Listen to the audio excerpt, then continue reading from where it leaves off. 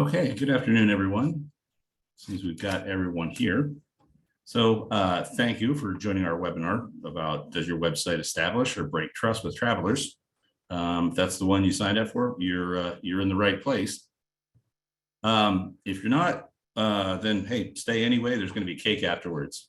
No, wait, I've been told there's not supposed to be cake. So just a few things up front before we get started. This is a 40-minute webinar, and afterwards there'll be a chance for Q&A. But along the way, if you've got any questions, feel free to please put those in the comment box there, and we'll address those at the end in the order that they come in. Make some introductions here. So first of all, our first panelist today is Megan McDonald. She's the Director of Digital Strategy and Brand Development here at Bull Moose. And Megan has some extensive experience in the branding end of things, especially with working in cross and omni-channel marketing, and has been very successful there. And over the course of her time, she's worked with some very large brands you probably recognize, such as Ashley Home Furniture, Procter & Gamble, GE Digital, GE Transportation, and PPG, among other industries. And then we have Nuno. He's our senior web designer here at Bull Moose Marketing. And Nuno specializes in his creative designs that bring websites to life. He's really, you'll see as he's talking here, he's really almost an artist. His experience is actually multinational or multi-international, working with institutions like Getty Images. He's designed their website, Doctors Without Borders, and Days Media. But for as large as those are, Nuno is very passionate about bringing their communities and businesses and their organizations, their story to life through web design. So with that, Megan, Nuno, I'm going to go ahead and turn it over to you now. All right, thanks so much for the introduction, Ron. So high-level overview of what we're going to be covering today. First and foremost, we're going to dive in a little bit on DMO audiences. So when it comes to websites, do you have a clear understanding of who is on your website, who's using it every day?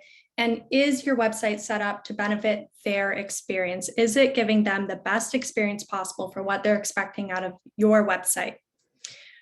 We're also going to talk about why you need visitors to trust your website and how to earn that trust. What are the steps you have to take to get to that point to earn trust with visitors?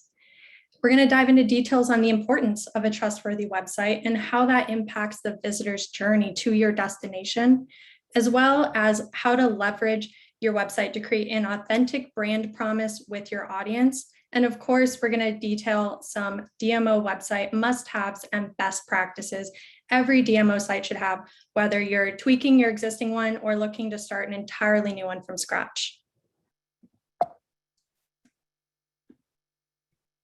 So first and foremost, before we dive into anything, we're going to take a step back and understand who's on your website, understanding the user experience and user intent, and the importance of DMO websites across the visitor journey.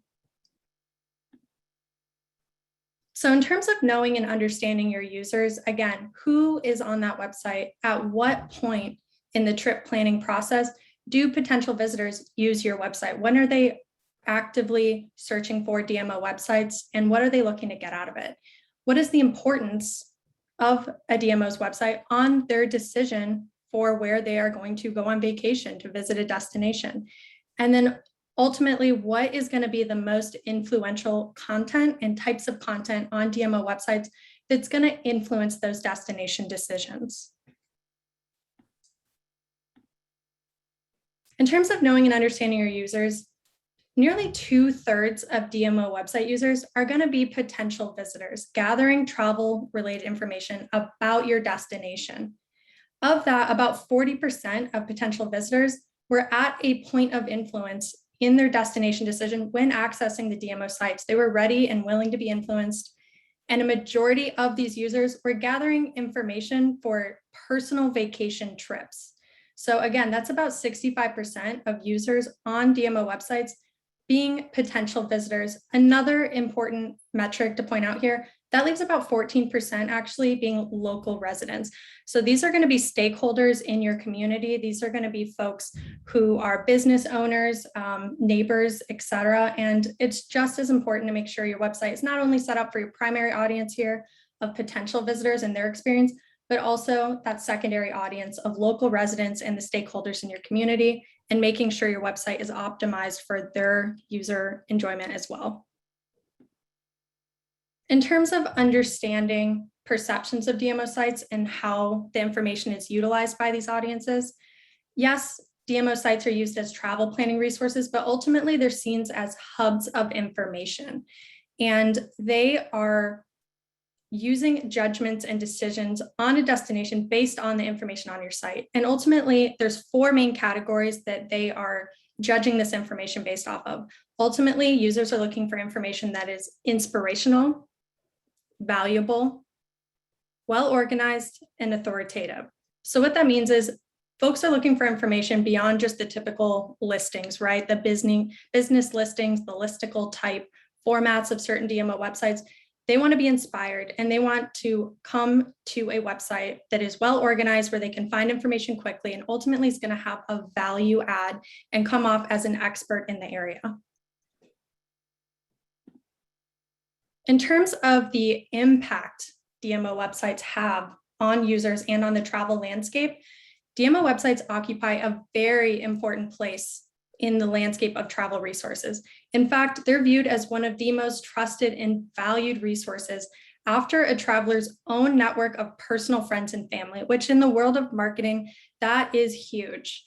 So they are also seen as having equal importance to TripAdvisor and Yelp and similar resources in a traveler's path to selecting destinations to visit. And ultimately, over 60% of destination visitors who use a DMO site plan their trip, report some level of influence in their destination decision based on the content of the DMO website. So now that we have an understanding of who is on the site, how they're using it, and what kind of information they're looking for, let's dive into the content and the influence they have. They are ultimately influencing trip decisions made by users and acting as a revenue generator tool for the local economy. That's the intent of a DMO site, right? So ultimately, users are looking for content related to attractions and things to do. And those were the most influential things to drive conversions and actions for users in real life. In fact, the top 5 page types viewed by DMO website users were surrounding event calendars, things to do, itinerary and planning tools, places to stay, travel guides, and newsletter requests. 56% of DMO website users said that the site that they used motivated them to do more activities as intended. Again, so 56, almost 60% of users who viewed these different types of pages said that they successfully acted as that, again, revenue generator tool for the local economy and encouraged them to do more activities than originally intended before visiting the DMO site. So now that we have an understanding of how and who and why is on a DMO site, let's talk about building the foundation and creating visitor trust. So how do you take the steps to create user and visitor relationships and trust with your audience on the site? And with that, I would hand it over to Nuno. Thank you, Megan. I'm really happy to be here today talking about DMO websites, specifically trust. And I would like to start talking about why are we even talking about trust? There could be so many other things we could be talking about websites. Why did we decide to talk about trust?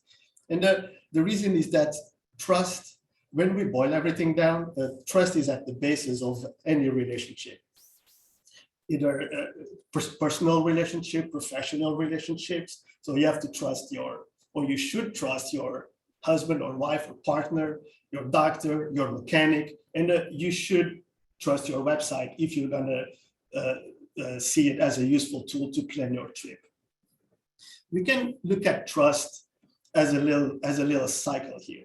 So if you have people's trust, it means that you're gonna have their loyalty.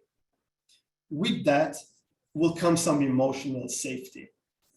That's incredibly important because it has been demonstrated by many studies that emotions precede decisions. We might want to think that all our decisions are rational, but we all know that's not true. And specifically emotional safety is very important in the decision-making process because it takes stress out of it, brings you comfort and certainty about your decisions. That, as a consequence, leads to a more positive experience. And we can talk about a positive experience on the website and how that then is carried on to a positive experience on your destination. And this is like a cycle that keeps going. A positive experience will bring or will affect trust in a positive way, will make that trust be even bigger, and this keeps going and going. Of course, that if the cycle is broken at some point, it's not a good thing. It's very hard to regain broken trust. And if we're talking about public relations and marketing, it can be pretty expensive too. So let's talk about why it's important that users trust your website. Website users are looking first and foremost for information. But deep down, they are also looking for a planning partner they can trust, that they can be comfortable with and deposit that trust on. If they trust the website, they'll feel less stressed as when they're planning their trip. And that obviously is going to make them come back to your DMO website instead of choosing other sources. There are a lot of sources about every destination out there. So one way to make sure that visitors come to our website is make sure that they trust it so they can keep coming back. That way we can turn strangers into enthusiastic promoters of your destination. This goes both ways. If they don't trust your website, they can be enthusiastic promoters against your destination, and that's what we're trying to avoid. To do that, we have to authentically sell our destination and amenities. We have to be authentic. We have to persuade visitors that we are marketing an experience that will match up to their in-person expectations. We cannot have disappointed visitors. And we need to make sure that the first impression and every touch point in between is authentic for your organization. Our previous webinar was about branding. And on that webinar, we explained how branding is the ability to deliver on a promise. And this ties back to trust too, because if visitors cannot trust your website, your DMO is already not delivering on their promise. And that's not a good start. We mentioned it in the previous slide, but a very important cognitive bias that is worth mentioning here is the halo effect. And the halo effect is the tendency to allow positive impressions of a brand in one area of that brand to lead us to have positive feelings in another area of that same brand. So in this case, positive experiences about a website will shape users' perceptions on the destination as a whole, and whether they want to spend their money there or not. And this is important because our end goal here is to get visitors to come and to get heads in bed. So when we discuss trust, there are a few elements that are going to be the most important to create, establish, and maintain that trust. We can start from the beginning, and the beginning will be the first impression that people have when the website loads. You have 7 seconds to make that first impression. Let's make those seconds count. So we need to make sure that our demo website is sending the right message, but also avoid unintentionally sending the wrong message.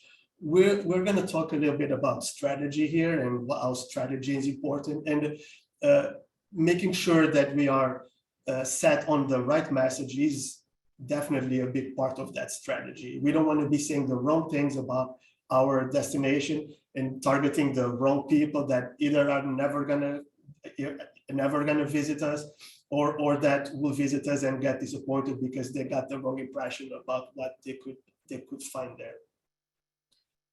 We are visual creatures, of course. So even before we even read anything, we're going to have a feel for what we're looking at. That's why the look and feel of a website is extremely important. That look and feel is transmitted by the choices you do about layout, your font choices, your colors, what kind of video you have in there, what kind of images you decide to use. And all of that creates an immediate impression that sends a message to visitors about what they can expect from your destination. You can see here from this screenshot we have here on the right, this is a project we're developing for Oil City Main Street, which is a community that has a lot of, is a very community, a very artistic area. There's a lot of artistic types there, a lot of creative types there. So as we were creating their branding and choosing upon layouts and colors and all of the things that go into making a website, we decided to go with a vibrant and artistic look, artistic colors, vibrant colors, dynamic to reflect the community itself. There's some fun and funky design elements there that are spread out throughout the page. Also on the page, this has some cool scrolling animations, and all of that gives you an idea of what that locate or that area is going to be like, even without reading a single word. Again, remember that you need to understand your organization's true brand and make sure your website reflects an authentic brand promise. If we're talking about trust, we need to talk about being truthful and accurate. It's authentic content that wins the hearts and trust of visitors. Everybody talks about being authentic. Everybody wants to be authentic. Everybody says they're authentic. But to really be authentic, especially if we're talking about a destination, we need to have the answers to 3 fundamental questions. We need to know who we are as a destination, who our visitors are, and what do we want to tell people about our destination. I normally say that it's almost like we need to take our website to therapy and do some soul searching there, except the website is not going to do much talking because it's a website. So you're gonna need to do most of the work by interpreting analytics data, putting some tracking tools in there to see who's coming to your website and what's working and what's not. So using your website should feel as authentic as chatting with a local resident. That's something that I always try to bring to any project. Sometimes it's hard, but if you know the answers to these 3 questions, it's already a great start to know what your content needs to say, and what your website can even look like. A little tip here on authenticity. Sometimes there's this tendency to just put too much polish on photos and videos, make them too staged, almost not real, almost like they were taken from some stock image depository. And if those images are too polished, people cannot relate to them. They cannot envision themselves having an experience at that destination as a real thing. Accuracy is also essential. It's connected to what we've been talking about.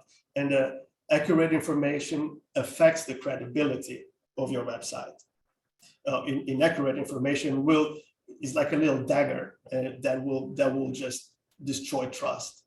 So it's important that we do not have wrong or outdated information on the site, that we do not have outdated photography. For example, if you have a photo of the main street on your town, and if that image shows stores that are not there anymore, that's not accurate. We also have to make sure that we don't have inconsistencies on the website. So if we say on one page that and a certain event is going to be Saturday at 8 o'clock, and then on another page has another day and another date. That is an inconsistency that will chip away at trust.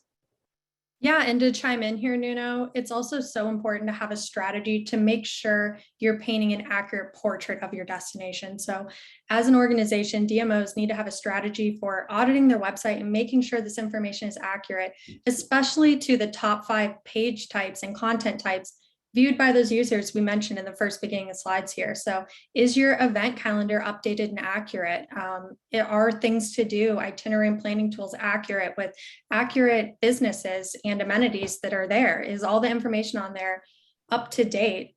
Same with the travel guide. Do you have a travel guide from 2020 before COVID, or do you have the 2022 version up? So just taking those things into consideration all make an impression on the user and affect the accuracy and trust they have in you. Absolutely, that's a great point. If those are the pieces of or the pages that are most viewed, we need to be even extra careful on those pages.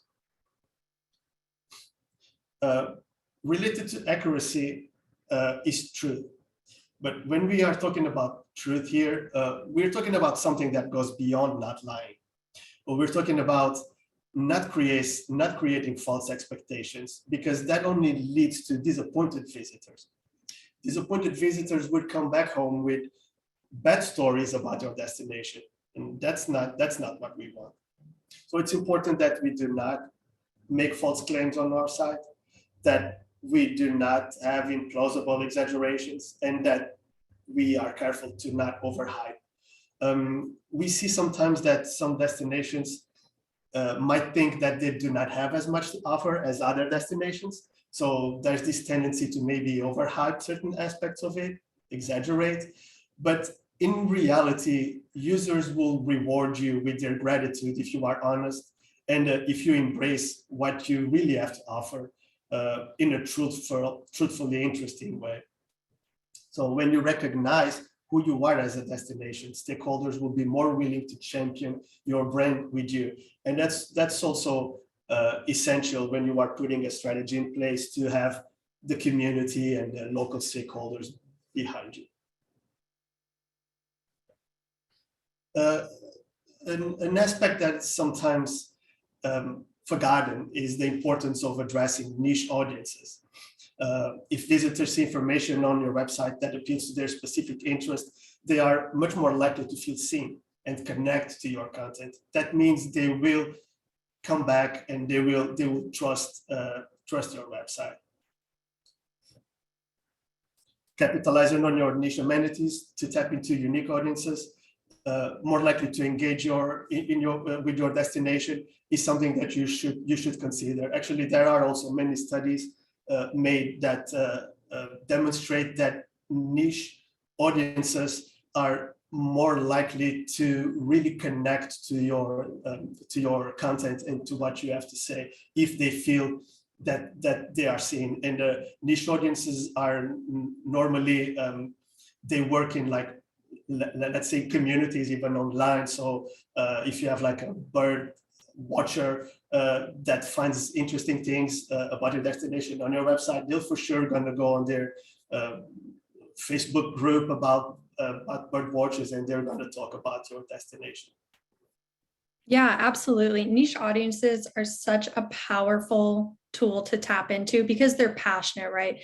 They are so passionate about the topic that you're talking about. So they will do your marketing for you and ultimately champion, your brand alongside. So another important aspect, actually, I was listening to a podcast the other day on Destination Marketing Podcast, and they were actually throwing out some really interesting statistics for this year that if you have a niche newsletter, for example, folks who are gravitating towards that content, you're 70% more likely to get a conversion opt-in for a niche newsletter than a normal newsletter. So it just shows how passionate, how dedicated those audiences are to really absorbing and craving to get that content. Yeah, totally. And that's a way to get your destination up there on Instagram, Facebook, all of that. You get the users almost doing the work for you.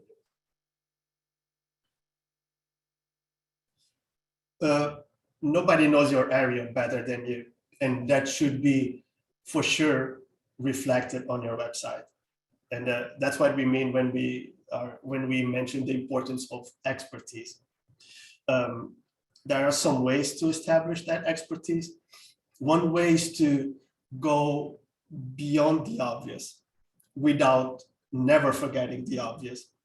Of course, you need to talk about the main attractions, those things that everybody might know about your destination.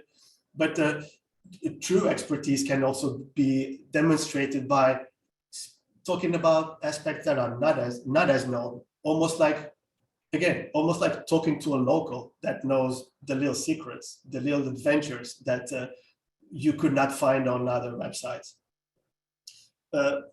It's important to be accurate and avoid glaring omissions. Again, I mean, if you do not mention the main amenities, the main festivals, the main events that happen in your area, that is a glaring omission. And then users are going to think, okay, if they're not even talking about this, what else are they not talking about? Also very important is to provide helpful and relevant answers.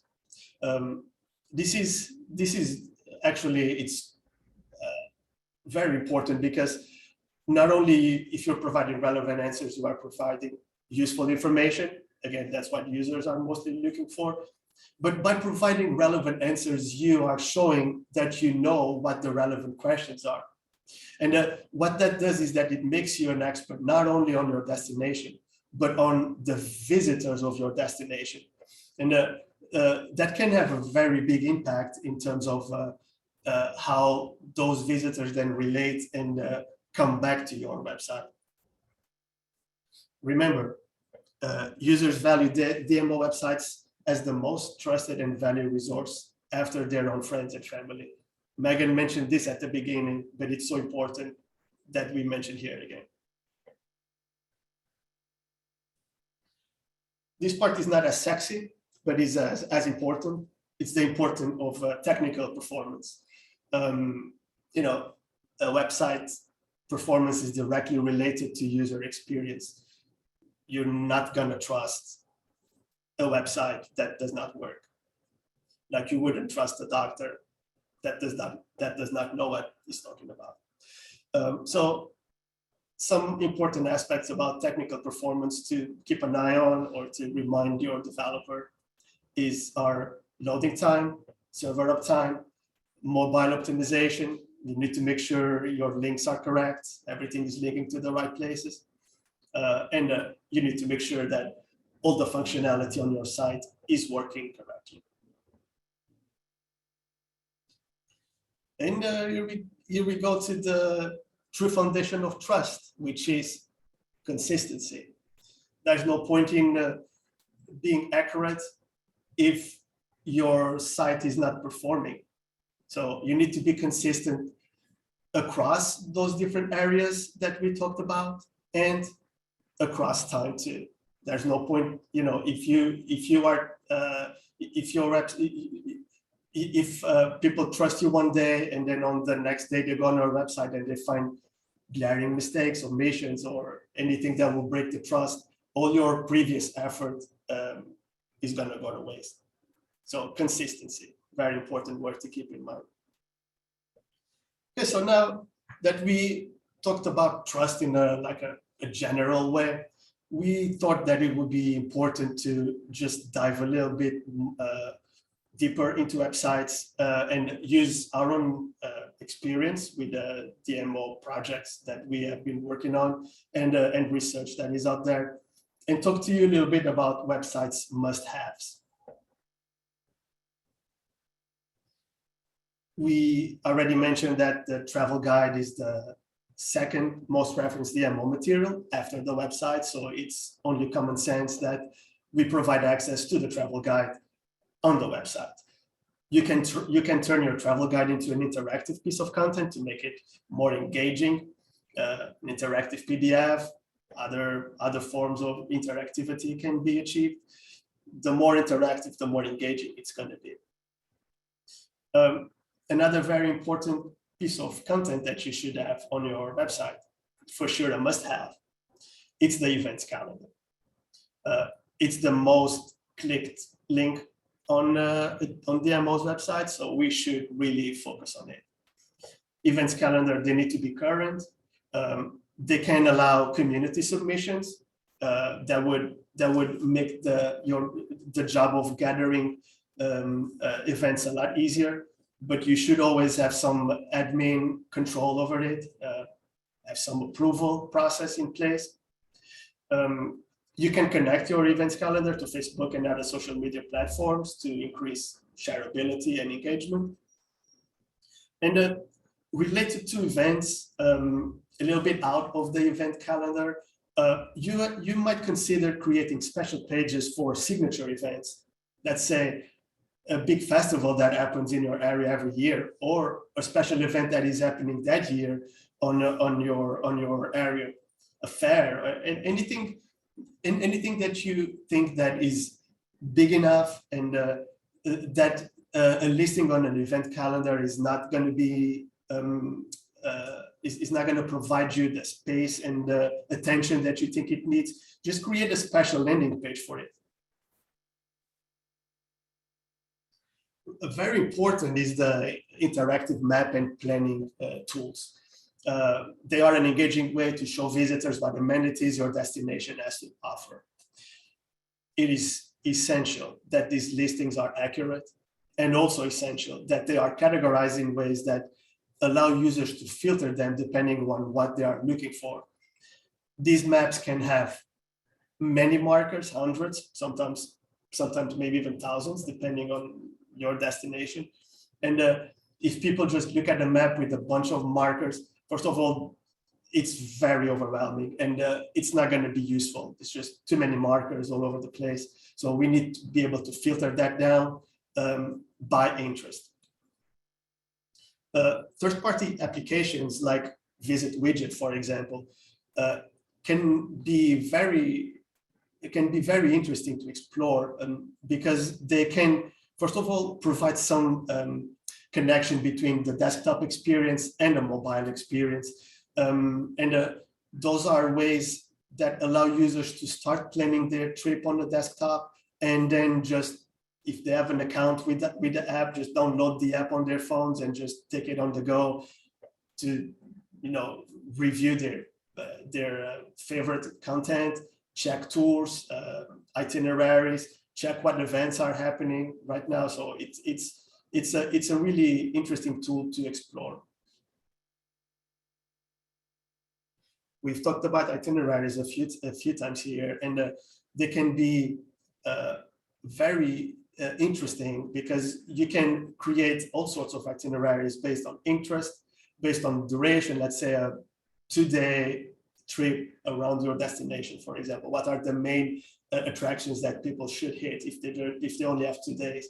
The type of demographic. So let's say foodie. Let's create an itinerary that goes around local restaurants or even farms, or the proximity of attractions to each other. Let's create some itinerary that just groups amenities together in ways that make sense to different people. Itineraries are also very interesting because you can create some context around that itinerary. You can create a story around it, so it's more than just markers on a map. Another thing you can consider is creating some special interest pillar pages that speak to different audiences and niche audiences you want to attract. For example, you can create a page about outdoors in your area, or just targeting specific demographics. We talked about niche audiences before. This is a good way to attract them and to show them that we see them.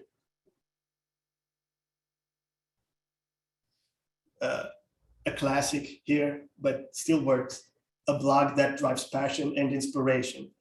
A blog is a really good way to keep your website's content fresh and add seasonality to it. Not only it's good and useful for users, but Google and other search engines will also reward you for having fresh content that is not, stale.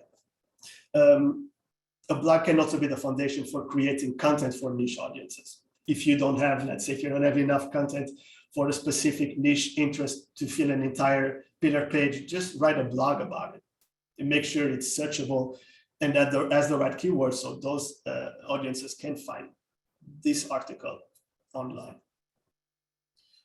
We also want to mention the importance of a powerful search and filtering functionality. That goes beyond just typing a keyword and getting a list of pages that contain that keyword. We're talking about advanced search, which is a way to find something by specifying criteria, including multiple parameters. So let's say you want to know what is there to do outdoors in the spring, or let's say in the winter. You can just have different types of filters that will give you the results that you are really looking for. A few more elements that we're going to run down quickly that are important also is make sure your website is accessible for people with disabilities. Not only is the right thing to do, but if your website is not ADA compliant or at least going in that direction, you can have some legal issues on your hands. This webinar is not about SEO. There are 5,000 other webinars on SEO out there, but still we want to mention that you need to pay attention to search engine optimization, or else, all your work creating a great website never going to pay off because nobody can find it. Optimize your site for mobile devices. Optimize your images for web use. This is directly related to technical performance. Big images are going to slow your site down, depending on what internet access your users have, might not even load.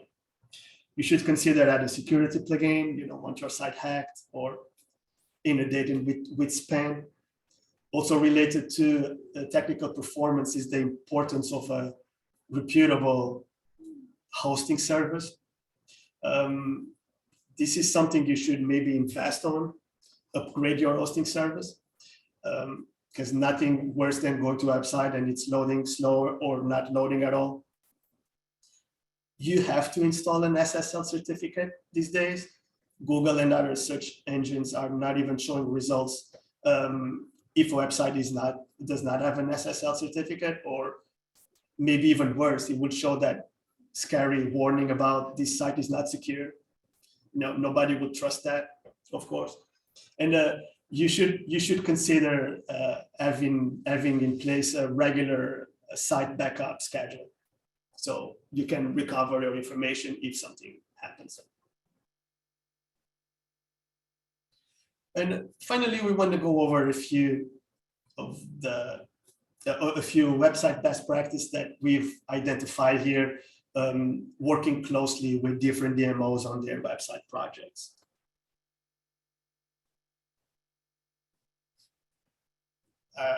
We said this many times, it's still worth repeating. Start with the strategy. I think it's the main mistake I see DMOs make when they come to us, is wanting to jump too quickly into layout and design. I understand that's what is interesting to look at, but if you enter those discussions only based on your personal preference, I like green and I like this font, let's use this, your website is going to have a random feel to it. And the options you do about layout, design, fonts, colors, all of that needs to be based on a strategy that reflects what you need to communicate. Content is king. Let's put it first.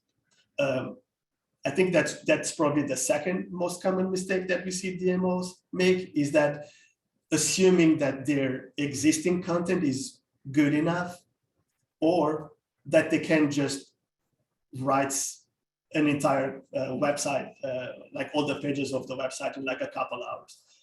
We can tell you without a shadow of a doubt that content creation and all that content involves is the main factor delaying DMO website projects. So it should not be it should be the central point of your attention, especially at the beginning.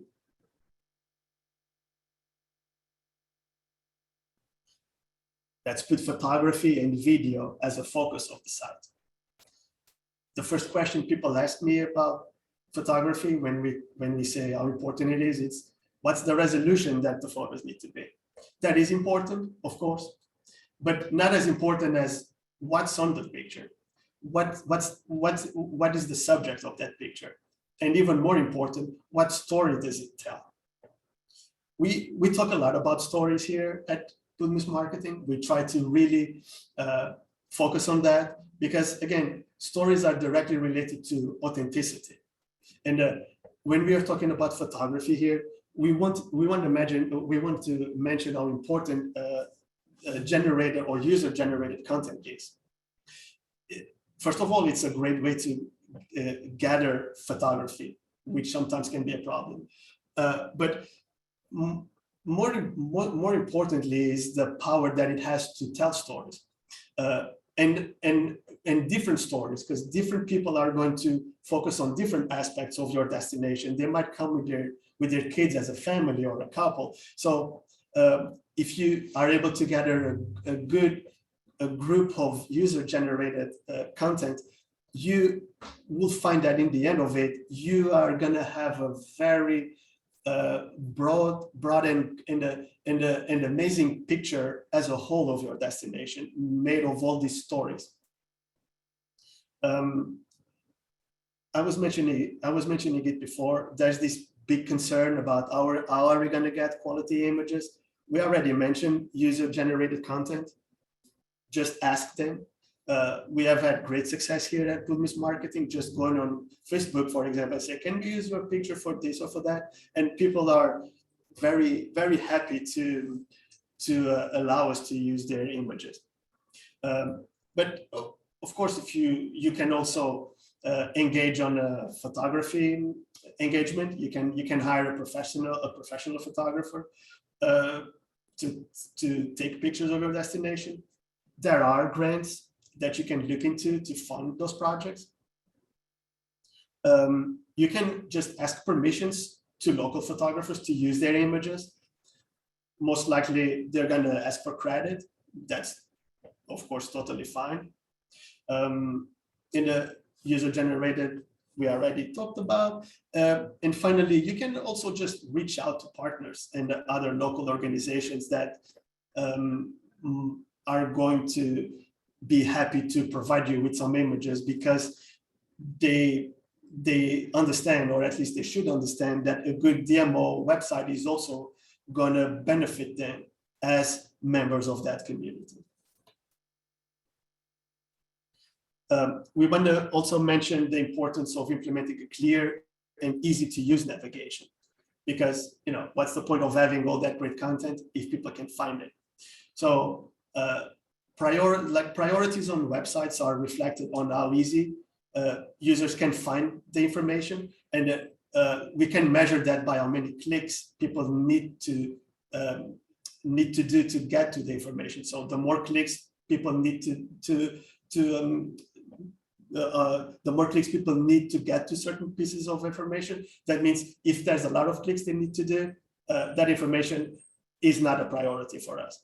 So we need to be mindful of that.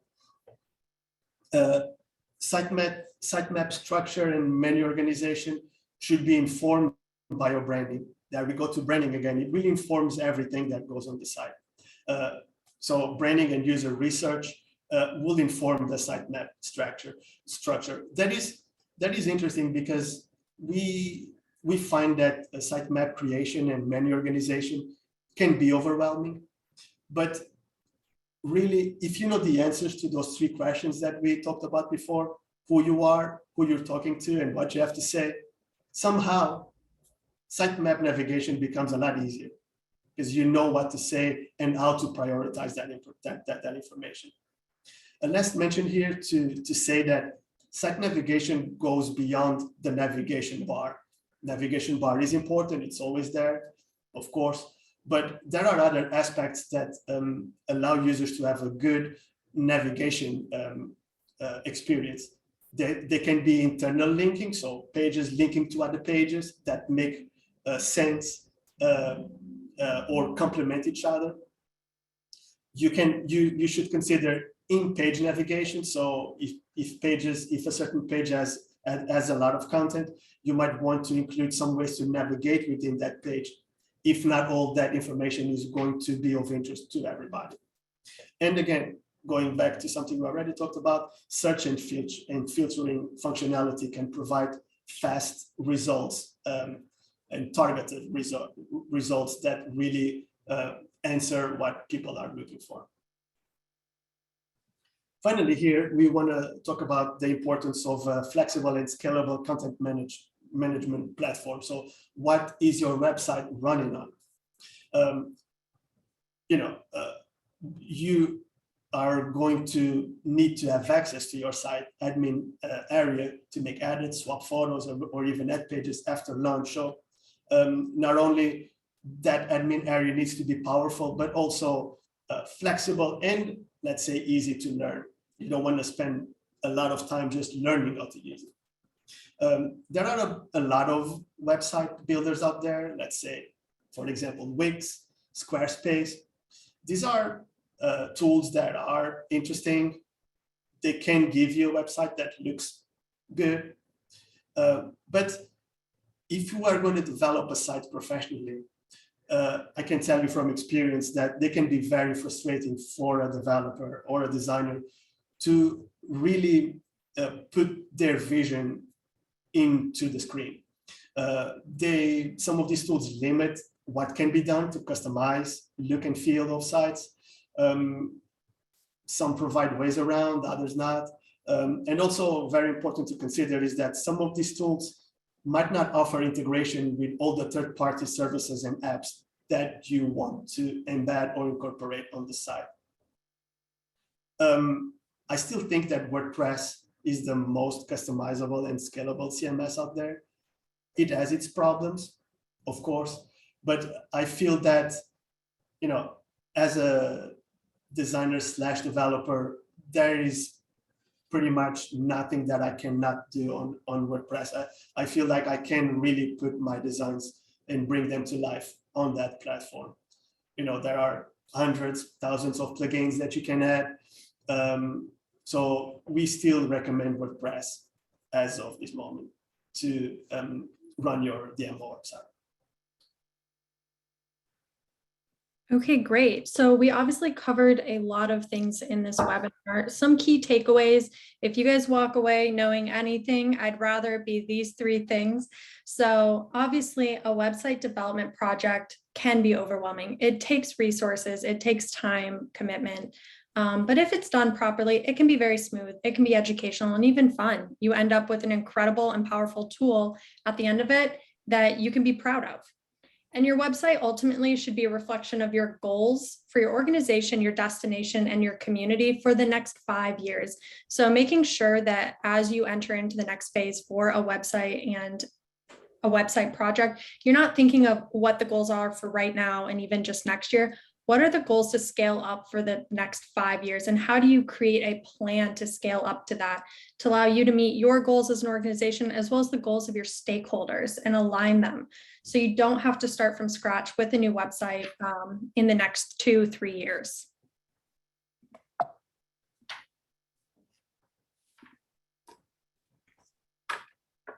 So in terms of a little takeaway we have here as well, as a big thank you for joining the discussion, we are offering a free website user experience analysis. So what this means is basically we're going to set up an initial meeting with our team and your team to go over any questions or concerns you might have, to let us know what your internal conversations are with your website, any information you might be interested to know more about, especially pertaining to the user experience, how users are interacting with, engaging, and consuming those content on your website, especially the 5 pieces we called out at the beginning of this presentation. We'll set up a highly rated, very cool, intuitive website behavioral heat maps and analytics tool. We're going to run a test, collect data for 2 weeks for you.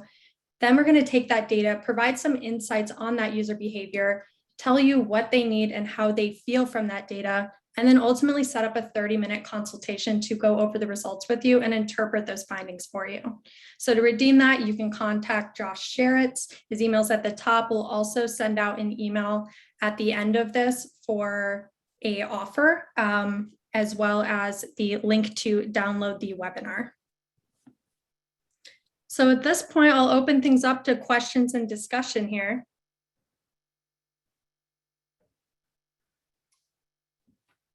Okay, yes, if there's any questions, I know we covered a lot of territory here, and a lot of good stuff. If there's any questions, go ahead and put those in the chat. Okay, we've got one here for you guys. So question is, what are some high-level analytics to look at to tell if my site is trustworthy? Yeah, that's a great question. So there's so many different analytics you can take a look at.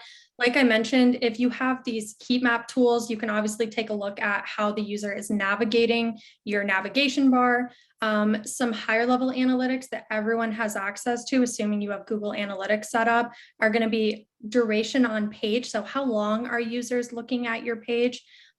Page source. So where are users coming from to get to your content? And then, of course, my favorite, pages by session. Are users content hopping? This gives you a good idea of, are they finding the content on your website consumable? Are they wanting to continue to explore and spend more time on the website? As well as, is your website set up to allow them to easily do that? Is it organized and allow them to easily content hop? And then, of course, if you have additional metrics set up within Google Analytics, you can track things like conversions and goals. How many people are downloading your visitor guide? How many folks are taking certain calls to action you have displayed on your site? Okay. Oh, good. Okay. Got one other question here. And that's, budgeting for a website, what does it take? I know it's kind of hard to take and say, okay, how much is it going to be for a website, but what are some of the considerations that go into budgeting for a website? Yeah, definitely. Ron, honestly, I feel like you might be able to answer that better than myself. Okay.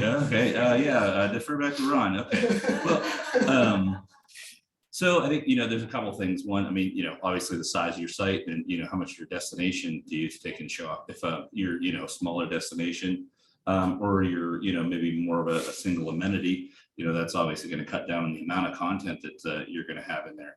So content then becomes, the next part of that. How are you going to take and show that content off? Or is it going to be more visual, video, photography? Do you want animation? Those are all things that are going to take and affect the price of it. Then there's going to be the functionality aspects of it. So you can get, you can build some very interactive websites that create a great experience. It really shows off your destination. But how interactive those elements are within your site is again going to take in be something that's going to take an impact the price up or down in that. One thing we like to recommend is, hey, let's say you've got a limited budget. One thing you can look at doing is what we call like an MVP site. What's the minimum viable product that you need to have that's going to take in convey your area accurately and give them all the information that they need. And then can you come back and build in elements over time? So it's not like, here, plop down one big chunk of money and hope that that's going to take and cover everything that you want. A website's shelf life is about 5 years on average. And so you got to think about every 5 years reinvesting in a website. One way to do it is this MVP option and build it out progressively over time. And also look at the analytics and how people are interacting with the page or interacting with it on mobile, and allow you to take and slowly shift and make changes to your website over time so it stays relevant and it lasts longer than 5 years.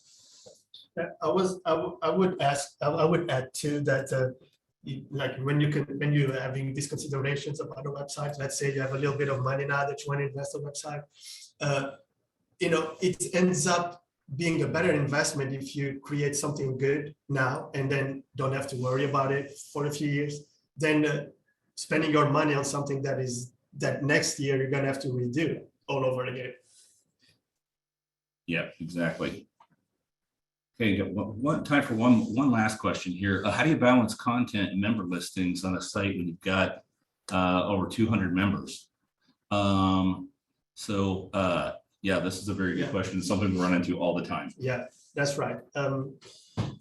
You know, depending on the site of your destination or the size of your destination, your listings might have a lot of markers in because there's a lot of things you need to do that. But it's important that you go over all of them, or if you make options in terms of what to include and not to include, those options need to be clear. Why are you including certain types of things and not others? I would say, just also because you were talking about members, when you're talking about listings and an interactive map, you might consider going beyond your members. Because there might be key amenities that might not be members, and again, that goes back to trust and glaring omissions if they're not represented there. Yeah, and I'll jump in on that one because that's usually the conversation I have to have with everybody on the strategies, and that if you had a car, you wouldn't sell a car without mentioning all the features. If you're selling a destination, you don't want to take and sell a destination without mentioning all your features. And sometimes that means, hey, there's some people there that, like, you really are a brewery, for example, you really want to, man, that's a really good thing to take and show off, but they're not a member. One of the things, we recommend is go back and look at your membership packages. We see that, stuff like this all the time, and there's somebody's a member, but they, manage a storage facility. Well, in your directory listings, you don't want a storage facility showing up, in your search. So one of the things is go back and restructure your membership packages so that there's some value you can take and offer to a member through the website, but it doesn't break trust with your visitors, because if they're searching for something in, say, this area, and they click on everything in this part of your destination and the storage shit shows up, well, that's gonna work against you. And then the other thing I'd say is, organizing your listings, categorizing them, and in a way that if you want to look by category, it's easy to find by category. Or if you can create some itineraries that will take and group different ones together around some themes. Yeah, I was going to mention just that we talked about pillar pages, and if your listings are categorized correctly, you can just pull those listings into your pillar pages by interest. Let's say you have an outdoor pillar page, then you can just pull all the listings into that page that relate to that. And that's just an example of what you can do. And if you have 200 markers, and it means that you have 200 things people want to see. So that should be a good thing. Yeah, and going back to earlier point, as far as your planning strategy, plan this stuff then. Plan what your categories are going to be and how you want to take and showcase them. If you're going to have itineraries, plan those itineraries ahead of time, because this is going to take and affect the navigation, and this is going to affect how you want to take and showcase, members and how you want to take and showcase aspects, amenities within your destination. Very good question. Okay. We thank everyone for their time, and hope that you're able to take a walk away with some very valuable information and stuff that you can use right away. We know that there was a lot. That's why there's going to be a recorded version of this webinar available along with the slides for you to digest, and I'm sure your copious free time leading destination marketing organizations. An email for that will be going out in the next several days. And also, if you'd like to take a look at some examples of some past work or some case studies, we'd invite you to take and check out our website, bullmoosemarketing.com. Again, if you have any interest in a 30-minute consultation with us, you can email Josh Sheritz, and that will be going out. That information will be going out in that email as well. So Megan, Nuno, thank you very much. Thank you. Yeah, thank you so much. Right. And everyone, thank you for joining us. And we hope you have a good rest of your afternoon.